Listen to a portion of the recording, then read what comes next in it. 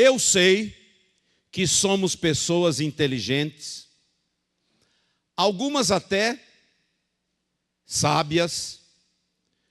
Por quê? Porque nós herdamos muitas coisas boas, conquistamos, adquirimos muitos conhecimentos no decorrer de nossas vidas. Porém, eu já percebi que com Deus, quando a gente fala de estatura espiritual, de vida no altar, de atividade espiritual, nem sempre estas coisas funcionam assim, herdadas ou adquiridas. Eu observei depois de alguns anos que para ganharmos vida espiritual é preciso sofrer perda de muitas coisas que nós classificamos como imprescindíveis, indispensáveis. Meu amigo e meu irmão, saibam vocês que vida espiritual não se mede pelo quanto nós ganhamos, conquistamos e guardamos, mas no quanto nós temos derramado, doado e concedido. Está me ouvindo? Não é o quanto você está colocando dentro, é o quanto você está se doando. Uma coisa eu posso afirmar: só conseguiremos substituir todas estas coisas boas que nos cercam e que nós valorizamos tanto,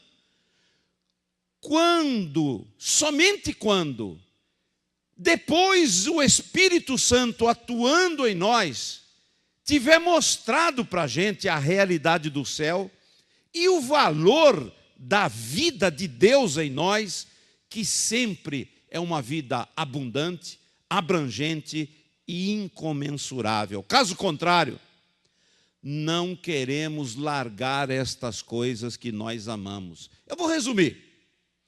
Enquanto você não tiver uma experiência gloriosa, pessoal, fantástica, de frente com o Espírito Santo, você não vai largar estas coisas que você considera insubstituíveis e coisas boas. Bom, pastor Wilson, eu não entendi direito ainda do que o senhor está falando. Meu amado irmão e meu amigo de casa, eu estou falando que Jesus quer nos convidar hoje para uma viagem, como Ele convidou muitos irmãos nossos no passado. Ele levou Moisés, Ele levou Elias, Ele levou Eliseu, Ele levou Paulo, Pedro, Tiago, João principalmente e muitos outros. E nesta viagem, nós não temos que fazer as malas, temos que esvaziar as malas. E garanto a você que neste passeio, Jesus quer imprimir em nosso espírito que existe um outro mundo, uma outra realidade que está do outro lado dos portais, uma vida com Deus, e nela não há sonhos, só realidades. Lugar este, onde estas coisas que consideramos impossíveis e improváveis, já serão coisas do passado. Eu pedi a Deus, por você, que você consiga espiritualidade suficiente para alcançar esta ilimitada altitude, onde o tempo e o espaço nada significam. Sabe por quê? Porque cruzamos a fronteira daquilo que enxergamos e penetramos dentro do mundo de Deus. Eu vou mostrar aqui 3 pessoas que viveram esta experiência. O primeiro foi Enoque. Diz a palavra que Enoque vivia lá. João em Pátimos foi para lá. E Elias subiu para lá e nunca mais voltou.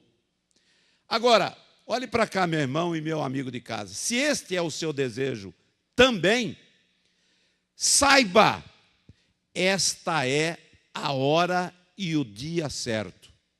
Se você já cansou de viver pelas suas próprias forças, prepare-se para romper estas fronteiras. Contudo, vai aqui uma admoestação. Muitos têm ouvido, gostado disso e têm tentado até e começado. Andam um pouco, mas acabam desistindo. E eu vou dizer por quê. Entre nossa vida e uma vida com Deus, existe um trecho, um pedaço, um espaço vazio, escuro até, e ele precisa ser vencido. E este espaço fica entre dois mundos.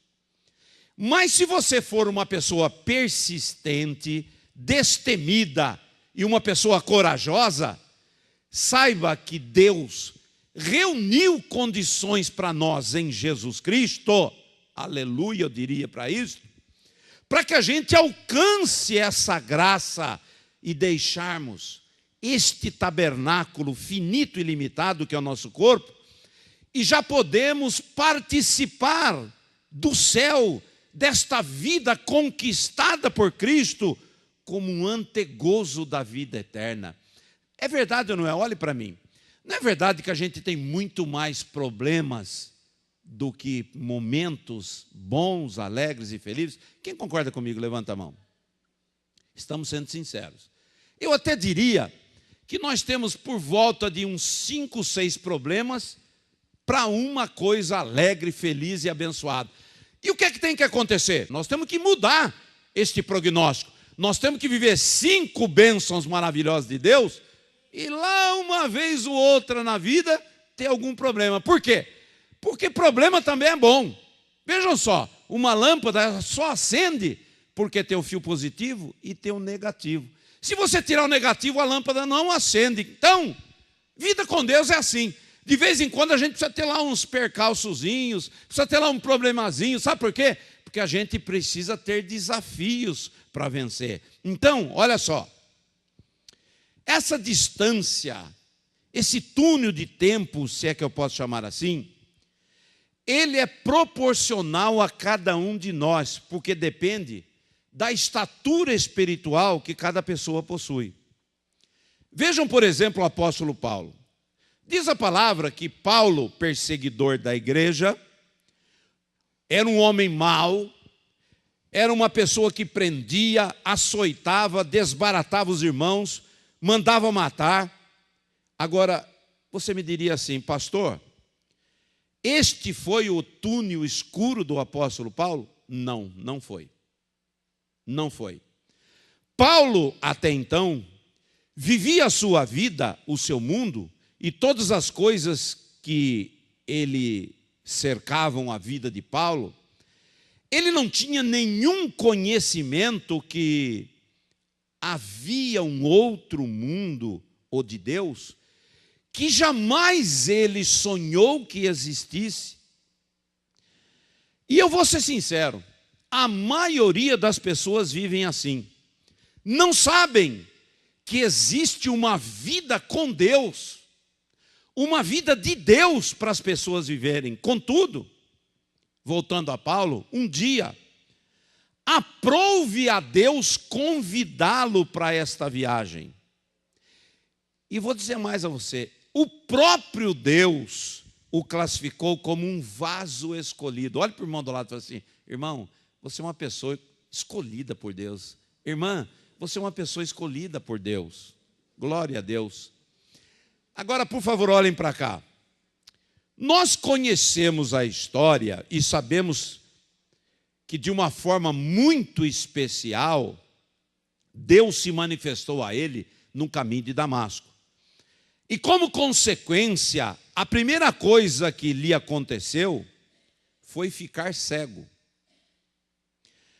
Tem gente que pensa que quando tem um encontro verdadeiro com Deus, aí que ele vai enxergar tudo. É isso que eu estou querendo mostrar a vocês. Entre a vida que você vive e uma vida com Deus, existe um espaço escuro, um túnel que você vai ter que passar. E a primeira coisa que aconteceu com o apóstolo Paulo, quando teve um verdadeiro encontro com Deus, ele ficou cego. Por aí você já começou a enxergar que para alcançarmos esta vida com Deus, será preciso sofrermos perda, mudança significativa de algumas coisas desta vida aqui, deste lado. Jesus falou assim: se a semente não morrer, não pode germinar. E qualquer pessoa que planta sabe que quando você, por exemplo, chupa uma manga e você gostaria de ter um pé de manga na sua casa, você chupa uma manga, acabou de chupar a manga, você não enfia ela na terra esperando que vá brotar ali um pé de manga e vai nascer um pé de manga. Não vai. Você tem que chupar aquela manga, deixar num lugar fresco, sem bater muito sol, e você fica esperando aquela semente secar.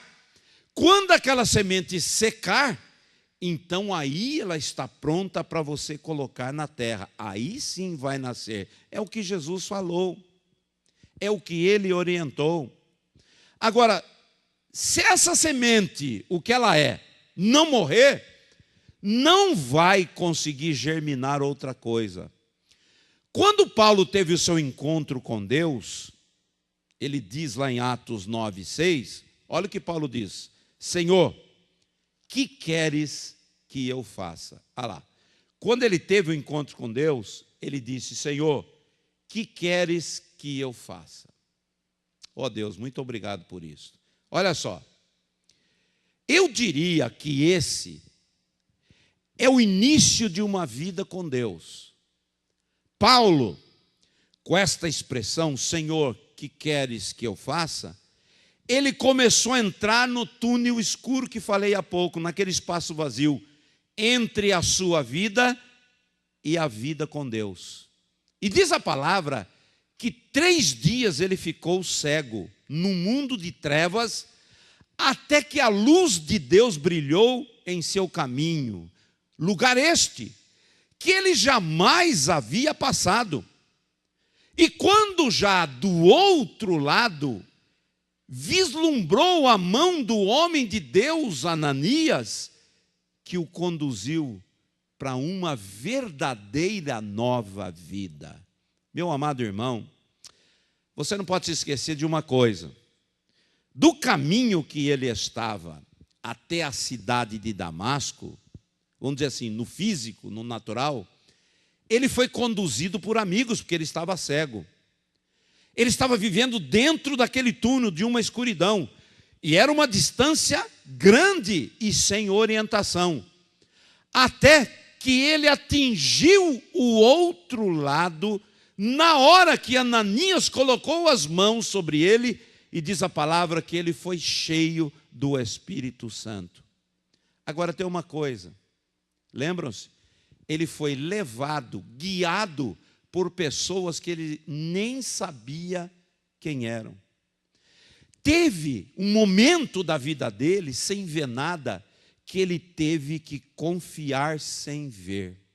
Olha para uma pessoa que está perto de você e diga assim: meu irmão, minha irmã, você vai ter que confiar sem ver. Vai chegar um momento que, se você quiser ter uma vida verdadeira com Deus, você vai ter que confiar sem ver. Ó Deus, nos ajude.